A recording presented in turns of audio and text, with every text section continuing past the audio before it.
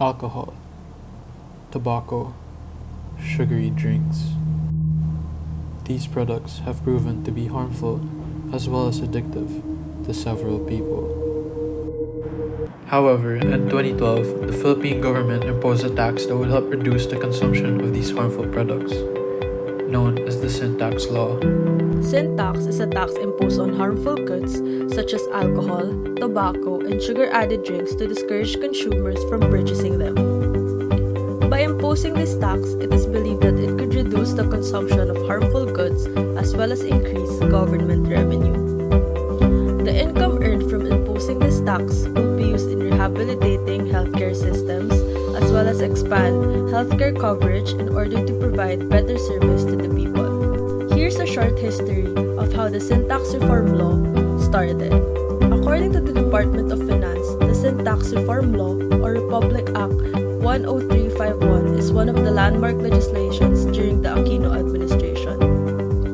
Since the use of alcohol and tobacco is rampant in the Philippines, this law was imposed as a health measure but with revenue implications.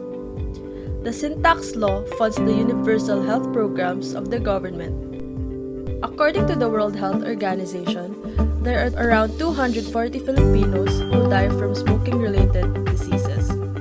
Implementing this law can help prevent the younger generations from having vices as well as encourage others to quit. However, there are still challenges since despite the implementation of this law, the Philippines still remains as one of the countries with the most affordable tobacco prices, since it is usually priced at $0.02 per stick, which would make the sin tax law inefficient. To address this issue, the Department of Health will begin to implement other health programs where the funds would be generated from the revenue earned in implementing the sin tax law. In this report, we will focus on the effects of implementing the Sin Tax Reform Law on market decisions as well as the purchase decisions of consumers. It aims to determine the effectiveness of this law and whether the consumption of harmful goods were reduced when this law was implemented. The issue on the usage of harmful goods will be thoroughly analyzed and solutions to address the issue will be provided. The implementation of the sin tax drastically changed the Philippines' healthcare financing system. According to the World Health Organization, it enabled the country's government to enroll more Filipinos in universal healthcare and increase non-communicable disease prevention services in primary care. The execution of this law has affected the manufacturers and industries producing the following goods. A study conducted by Harvard Medical School and Brigham and Women's Hospital, the Philippine government noticed the reduction in cigarettes and alcoholic liquor products in certain local industries following the sin tax reform. However, despite the outcome of the sin tax law in certain productions, tobacco farming remained flourishing. In the same study, the production of tobacco increased by 4.5% in the year 2013. Moreover, exports for these products expanded by 35%. Mighty Corporation, the second largest cigarette manufacturer in the Philippines, specified the growth in its domestic market share from 3% in the year 2012 to over 20% the following year. According to Preciados, the effectiveness of implementing the sin tax law is still debatable since there are only few studies that assess whether the sin tax law has affected the purchase decisions of consumers.